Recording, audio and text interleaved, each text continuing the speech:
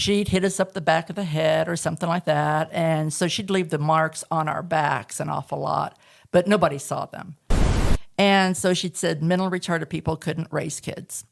So I grew up with that concept that I was mentally retarded. Anyway, I had started getting into the occult, got involved in Satanism, and I just say, he's not the little guy out there, the pitchfork and the red suit and the long tail. He could be standing right here in front of you. And right after we got married, he relapsed and became the most violent man I've ever known.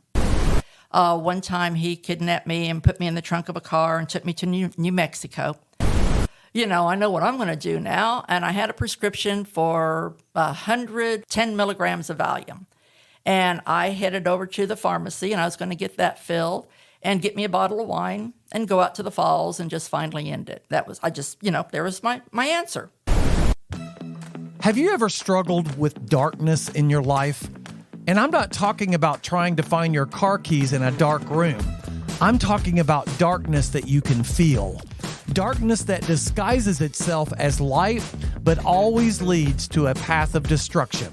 Ephesians 6:12 says, "For we are not fighting against flesh and blood enemies, but against evil rulers and authorities of the unseen world, against mighty powers in this dark world." Sometimes the enemy shows up as abuse against us. Sometimes he shows up as temptations that seem good at the time, but always lead to bad consequences. Sometimes the enemy doesn't disguise himself at all. Sometimes he just tries to smother me in darkness in hopes of snuffing out the light altogether. Are there choices that I can make to keep that darkness out of my life? If I have yielded to the darkness in my life, is there still hope? Is there a way out? And if so, what choices can I make to keep the darkness away forever? These are questions I want to discuss with our guest today as she shares her life change story with us. I'm Eric Hutchinson, and this is the If Nothing Changes podcast. So, hey, friend, thanks for coming on my podcast. Why don't you introduce yourself and let the listeners know who you are? Well, hi, my name is Fern, and I'm a grateful believer in Jesus Christ, and I'm just here to share my story. Oh, well, Fern, thank you so much for coming here and sharing your story with us. I'm really excited about hearing it again. I've heard it before, but it's been a really long time. And so why don't we start off with kind of where you're from? We have listeners all over the place. And I had one last week from Russia, and I've had some from India and different places. And so I think it's just really good to give people context to where they're from. So why don't you tell us where you're from and tell us a little bit about your background? Well, I was born and raised in Southern California, and the last 3 years we lived there, we moved up into the mountains and the desert at the same time, and there's a little place called Tehachapi, and it was a unique little town, and it was really, it was a good place to grow up in Southern California. So how was the weather? They say that California is wonderful to live. Was it nice all the time? It was beautiful. I never saw snow until I moved to Tehachapi, other than on the mountains. Yes. So were you an only child, or did you have some siblings? I had 2 brothers younger than me and a sister younger than me. Okay, so you're the oldest child. Yes. Then. So tell me about a little bit growing up. What was it like growing up in your family? Was it all cake and cookies, or was there some problems? It was pretty chaotic. My dad worked away from home on construction most of the time. And when he was home, life was perfect. It was great. Mom had some anger issues, I guess you could say. So we never really knew what kind of mood she was going to be in and what was going to happen when we walked in the door. So was your dad gone a lot then, or not? Yes, he was. He would be gone for weeks at a time and be home for maybe a weekend. Sometimes he'd be gone for 2 or 3 months at a time and come home for a weekend or a few days or something like that. And when they finished jobs, he'd be in between, the road construction jobs until the new one started. And he might be home for a whole week, and that'd be great. So what's the age difference between you and your next sibling? A little bit over a year old, okay, about 13 months. So yeah. Close. Were you close with your brothers and sisters or not? My brother, yes. Both my brothers, I was. My youngest brother, I still take care of today. He's 11 years younger than I am. And my sister was 3 years younger than me. Okay. So did you guys stay in that area most of your childhood, or did you move around? No, we stayed in one place. My mom did not want to move us around. So she wanted us to have our roots right there. And because she grew up, moved around all the time. So we stayed there while Daddy went away to work. And then Daddy'd come home. So was there any religion or God in your family, or did that come yes. later? Okay, well, tell us about that. Oh, yes. My mother was very strong, devout, United Pentecostal. And that was how I grew up. And the kids used to make fun of me because I wore my hair up in a bun. I had the long dresses and the long sleeves. And yeah, it was different. So would you say that it was very legalistic from that standpoint? Okay. Very legalistic, yes. Yeah. So what did Fern? So you said that your mom, when your dad was not away, was she physically abusive, or was it just more emotionally? Or tell me about some of the dysfunction there. Oh, she was very physically abusive to me and my brother, just younger than me. And she was very, very emotionally abusive. And she was, she'd get mad and she would just go into her tantrums, and they'd be pretty bad. So did you guys just try to stay clear whenever you saw that coming? Yes. I'd try to grab a book and crawl under the bed and read a book, or take a book and run outside and try to read a book, or just anything to just try to run away and just stay away. So was the physical abuse bad enough where it showed up on your body, and maybe someone at school would see that, or? Yes and no. Because we wore the long dresses and things, she never hit us in the face. She'd hit us up the back of the head or something like that. And so she'd leave the marks on our backs an awful lot, but nobody saw them. So what was it like in school for you? Were you a rule follower, or were you a little bit of a rebel? Were you shy, or were you outgoing? Oh, and when I was younger, when I was in school, I was very shy, followed all the rules because I didn't want to get in trouble, and so I tried to be the perfect little child until I got in high school. So things changed when you got in high school, huh? Yes, we moved to Tehachapi, and things were a lot different. I all of a sudden became popular overnight. And it was like all the guys would ask me out for dates, and I wasn't allowed to date. And and I met a lot of different people up there. Yeah. So now you said that, things at home were a little bit volatile. So did you hide that well at school? And, to everyone else, they didn't know what was going on. What did Fern believe about herself? What kind of identity? I mean, were you very confident, or would you have self-esteem issues? I mean, tell me a little bit about what you thought about yourself going into school. Oh, I was very insecure. I felt everything was my fault. I was the blame for everything. And nobody liked me. Nobody wanted to be around me. So it was a bad self-image when I was growing up. But you said that changed in high school. You said you became a little bit more popular. Yes, and I got introduced to drugs. So I started out, and I don't really remember a whole lot of my teenage years because I got too involved with drugs. So you don't have a lot of money whenever you're a teenager. So was it marijuana? Was it alcohol? What was the drug of choice? Anything I get my hands on. And mostly I liked a lot of downers because I could just escape. And so I got introduced to what they called junk reds, and it was Secondol with heroin mixed in them. Wow. And a lot of it I got started with through a doctor. I'd gotten my back hurt, and they started giving me a lot of painkillers and different things for my back. And then I found I can get them on the streets. Wow. After they cut me off. So, yeah. Wow. So heroin, that's a heavy drug for a teenager. Yes, it was. So how was that then? You got out of high school. Did you pursue any kind of education after high school, or did you go straight into the workforce? No, right after I finished high school, Mom and Dad decided to move us to Arkansas to get us away from the drugs.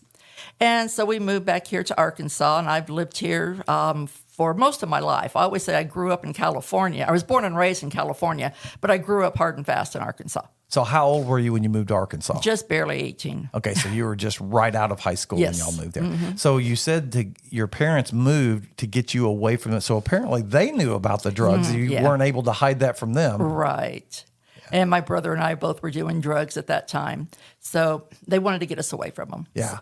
So what did you do at 18 in Northwest Arkansas? I mean, what did you do? Did you get a job right out, when you moved here, or, did you live at home? I mean, tell me a little bit about your life during that time period. I lived at home and girls were not supposed to work.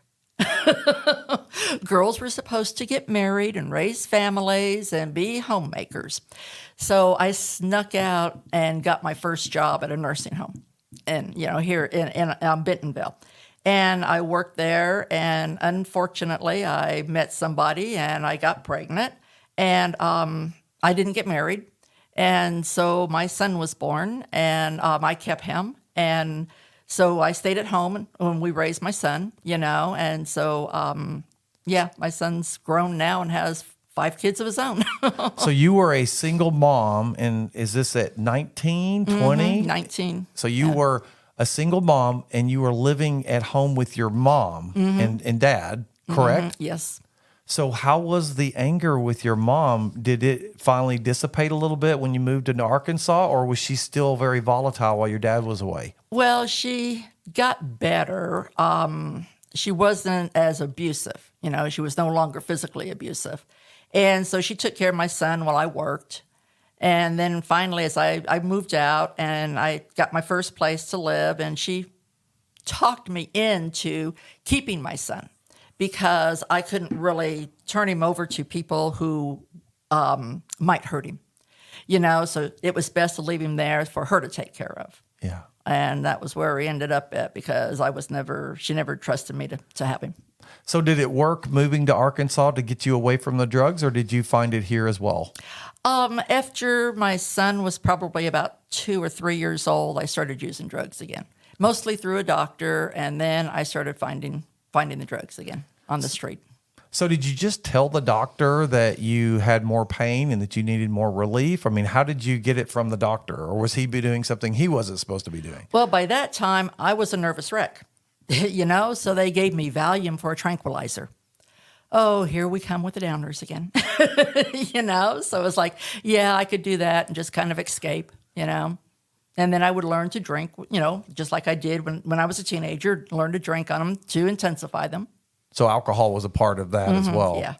So you were a single mom, and you mentioned the drug use. When did you meet your husband, and how did that happen? And I mean, did you guys have a long courting period, or did you get married quickly? And then how long were you married? I went to a friend's house, and she was a witch, and I had, dabbled in the occult. And that was a lot different than being away from the church, because I was running away from this Jesus guy, whoever he was. I didn't want to have anything to do with him. So this was a friend, and when you said witch, the first thing I came to mind was that she was just a bad person, but she was really a witch. She was a witch. She was a witch. And so how did that happen? I mean, did you work together, or how did you meet this person? And then how was the entry into that life? I actually met her. I was a bartender. Oh, okay. And I met her at the bar. She used to come in and order a drink each night. And she was a pretty classy lady. And I used to think, what are you doing in this dive, And I would just talk to her. And so as we talked over, the days when she would come in, we learned we lived in the same apartment complex, like 1 or 2 buildings apart. And so we just got to be friends, and we started hanging out together, and she started introducing me to numerology, astrology. At first it was, easy stuff. And then she started teaching me about casting spells on people. And she got mad at our landlord, and she cast a spell on him, and he died of cancer a short time later, and she took the credit for that. So it was because of her spell that he got cancer. So what attracted you to that? I mean, usually someone says, hey, I'm a witch. I mean, that's going to be a shocker for someone. So it sounds to me like it was more of a slow process, learning about astrology, learning about some of the stuff. And then at some point you realized that she was really into this, and she was a witch. She was starting to cast spells and that sort of thing. So what attracted you to that? Was it the power, that you had some power that you could control? Or I mean, what attracted you to that lifestyle? It was more of just somebody told me to do this, and I would follow authority. Okay. And that just seems to be what most of my whole pattern was. Just do what I was told. Don't make waves. So how old were you when you got into the occult, and how long was that period of time there that you were involved in all that? I was probably around 26 or so. So it was probably about 2 years. Anyway, I had started getting into the occult. And I was dabbling in the witchcraft and stuff and doing spells and stuff on people, and got involved in Satanism for a while there. And so anyway, I was living up in Joplin, and I went over to a friend's house, and she read my tarot cards that night, and the card of death came up. There's my answer. I know what I'm going to do now. And I had a prescription for 10 milligrams of Valium. And I headed over to the pharmacy, and I was going to get that filled and get me a bottle of wine and go out to the falls and just finally end it. There was my answer. So to this day, I cannot tell you how it happened. I didn't make it to the pharmacy. I didn't make it to the liquor store. I went the opposite direction. I had never heard of Narcotics Anonymous, but I ended up in a Narcotics Anonymous meeting. I drove my car out to St. John's Hospital. Apparently, I parked my car, I walked in. I have no recollection of any of it. I remember getting in my car at the parking lot of the apartment complex, and that's the last memory I have, until I walked through the doors in an NA meeting, and they told me later I had walked up to the information desk and said, where am I supposed to be? And this man told me, go back down the hall, go through the double doors, and I'd be home. So that's what I did. And I walked through those double doors, and somebody said, welcome home, darling. And I'm kind of going, where am I? He says, you're in an NA meeting. I said, what's NA? And he said, you're in a Narcotics Anonymous meeting. Come on in. Okay. So I went in, I sat down, I listened to the meeting that night. And then I went out to the meeting after the meeting. I went out to Shoney's, and they bought me a chocolate fudge cake. I remember that. And I sit there with that prescription, and something just told me to tear that prescription up. And I did, and I put it over in the ashtray, and then I set it on fire. Do you feel like that maybe God intervened in that time period? You ended up in a Narcotics Anonymous, and you wouldn't have been there for any reason. Mm-hmm. You wouldn't have gone there on your own for any reason. So what an amazing thing that somehow you were going to end your life, but instead you end up at a Narcotics Anonymous. Mm-hmm. That's all I can say is God intervened at that point, and that's what I still say today. He intervened, and he took me where I was supposed to be. So what impressed you about that meeting? You went there and had the coffee with the biker, and you were at the meeting. What was it that impressed you so much? And I'm assuming that you stayed, on that path or stayed in that group for a while. Yes, but they had what I've always been looking for. They were happy, joyous, and free. And I just kept taking that next step in blind faith, and just letting God lead me, showing me what I was supposed to be doing. So where was your son during all of this time that you were in the occult and that you were struggling with drugs and you got into NA? Did you have custody of your son? Did you see him a lot? Oh, I had custody because we didn't know anything else to do, but my parents just kept him. And so they my mom would tell me that I didn't have enough sense. She used to tell me I was mentally retarded all the time. And so she'd said mentally retarded people couldn't raise kids. So I grew up with that concept that I was mentally retarded. Our parents have such influence over us, and she planted that in your mind that that's who you were. And for a while, that was your identity. Mm-hmm. Yes. Yeah. So tell me what happened after you were in Narcotics Anonymous for a while and you got sober. Mm-hmm. And so what happened after that? Now let's talk about where I met my husband. Met your husband. You met him in NA or? Yes, he had just gotten out of treatment. And of course, in recovery, you're not supposed to get in any relationships the first year of your recovery. Well, I didn't listen to that. And so here he had just barely been clean, and right after we got married, he relapsed. and became the most violent man I've ever known. Wow. And it was a really scary ordeal. Yeah. So I take it that while you were dating him, getting to know him, whatever, none of that anger came out. Was it after you got married that you realized that was a problem? 3 days after we got married, he relapsed Oh, my goodness. and shoved me down 3 flights of stairs. Oh, my goodness.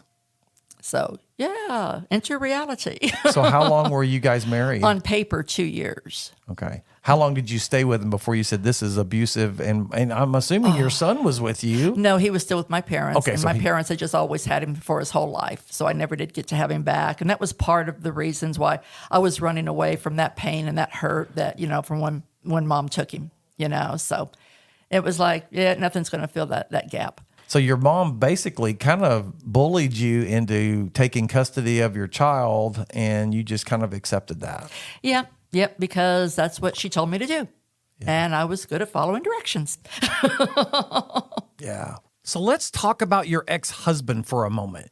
You said he was the most violent man that you have ever known, but how bad did it get?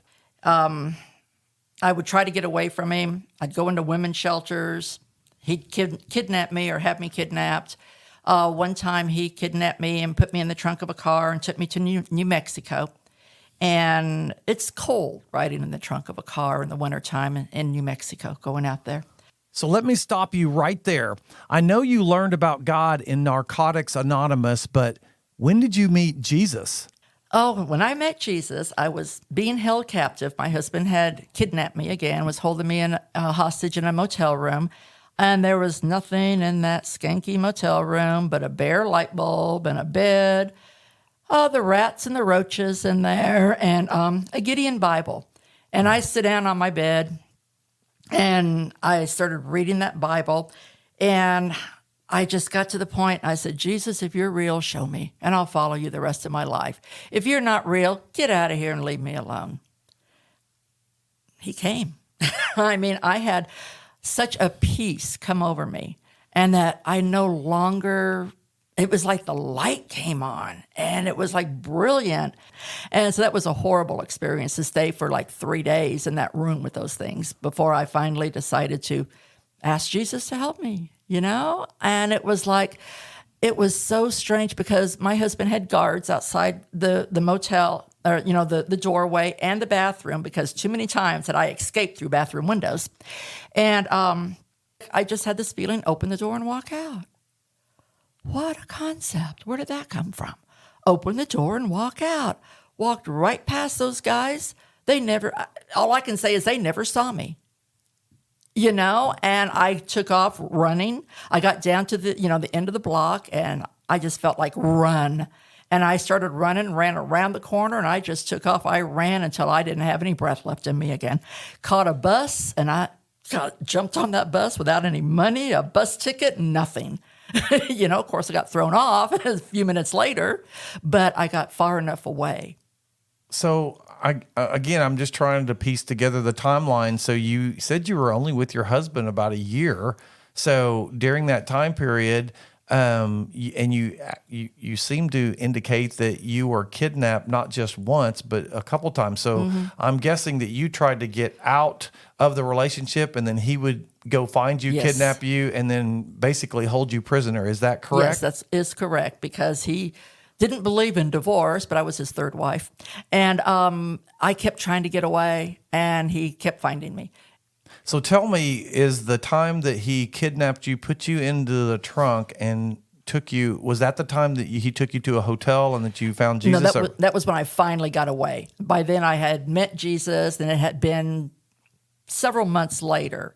And so that was when I finally got away. When we went to New Mexico, the people there really helped me to get away from him permanently. I've never seen him since. So now that you're free from your abusive husband, how did you pursue Jesus then? I mean, did you go back to did you go back in your mind, okay, I had a miracle happen at a hotel room and I'm going to follow this Jesus? Or what led you that path?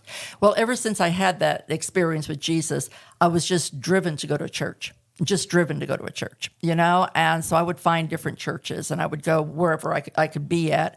And so when I was in New Mexico, I was going to a Nazarene church there with a family that I lived with and everything, with Betty and Leroy and them. And it was just a wonderful church, a wonderful experience. And I got to see how Christians live, And so I lived with them for about 6 months. And then I just was getting to the point I wanted to go home. I was homesick. I wanted to go home. And so I've never heard from my ex-husband since then. I was finally able to come here and get a divorce and be totally free of him. But I still lived in fear for a lot of years, and it was still, it left its mark. Yeah. Well, after being kidnapped multiple times and held hostage, I can imagine what that trauma would do for your fear. Absolutely. So when you keep saying refer to home, you're talking about Arkansas, yes, correct? Yes. Okay, so you came back here, and so what happened after? How old are you now that you're back here? After that, you've finally divorced from your husband. What's your age, and then where did you go next?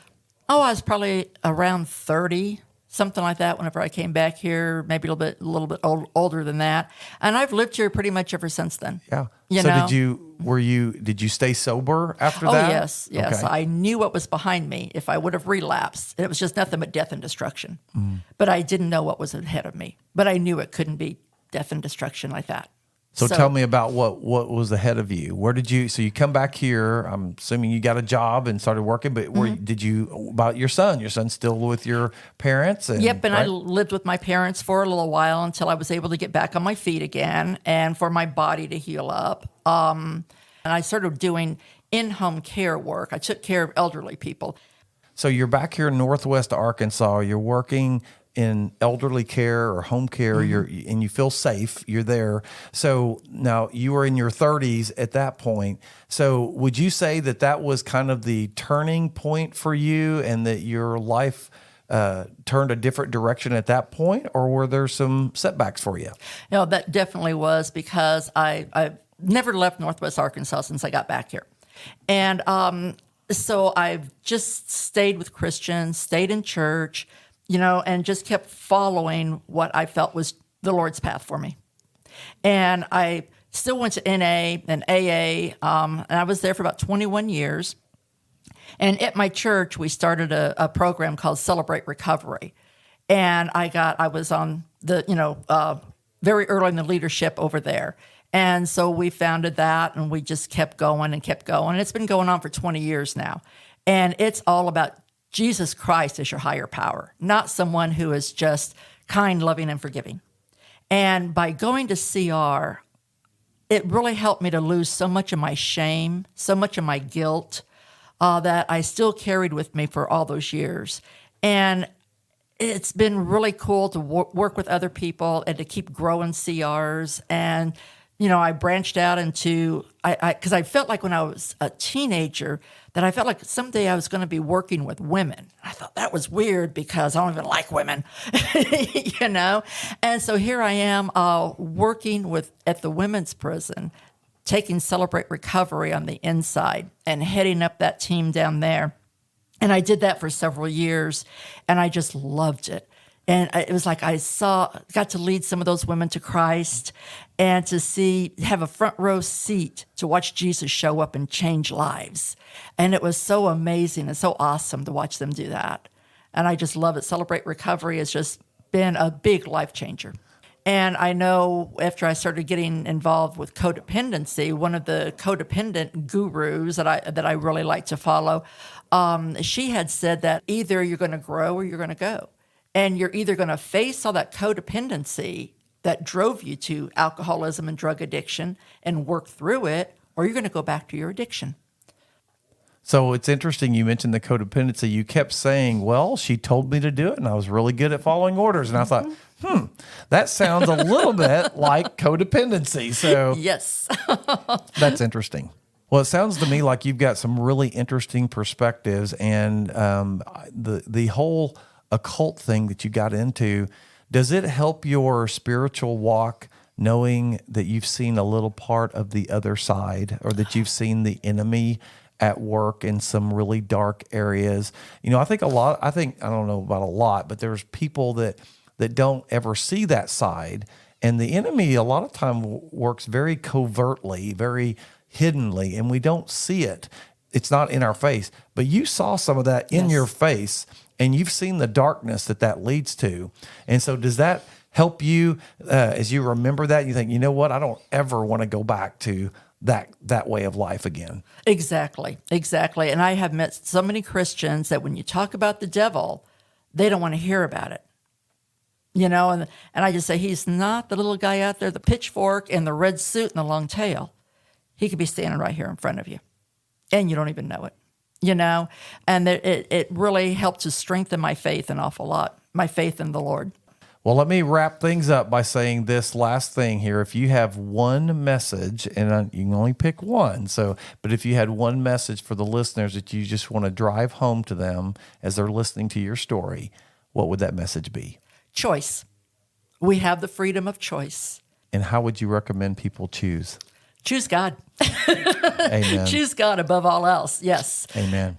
Yeah, I think, the people say, well, why doesn't God just heal me? I'm like, well, you have to let him in. Mm-hmm. In Revelations, it says, I stand at the door and knock. If anyone will hear my voice and open the door, I will come in and fellowship with them. And so It's one of those things that he gives us the power to choose to open the door or to leave the door shut and to not let him in. And so I'm so glad that you let him in and he did a miracle change in your life. Yeah, he's given me a couple of scriptures over the years that I've really stood on. And one is Matthew 6:33, to seek him and his kingdom and his righteousness first, and then all these things shall be added unto you. And the other one that he gave me was, in Romans 8:28, it's one of my favorites too, because it's like he's going to take all things and use them for my good, and he's going to get the glory. But he uses everything for my good. Amen. So if someone can relate to your story and they say, how do I get out of this path? How do I change? What advice would you give them? Ask Jesus. Have him into your life, invite him in to be your Lord and Savior, and he'll lead you. He might lead you to Celebrate Recovery. He might lead you someplace else. He might lead you to a women's shelter, but ask Jesus. Make him Lord and Savior of your life. Choose Jesus Christ as your higher power. Fern, thanks so much for sharing your story with us. Hey, if you are listening today and you feel smothered by darkness, maybe it's darkness from others, or maybe it's darkness that you have caused in your own life. No matter what, there is light that can chase away all darkness, and his name is Jesus Christ. As Fern said, you have a choice. Choose Jesus, and he can change your life forever. However, if nothing changes, nothing changes. See you next time.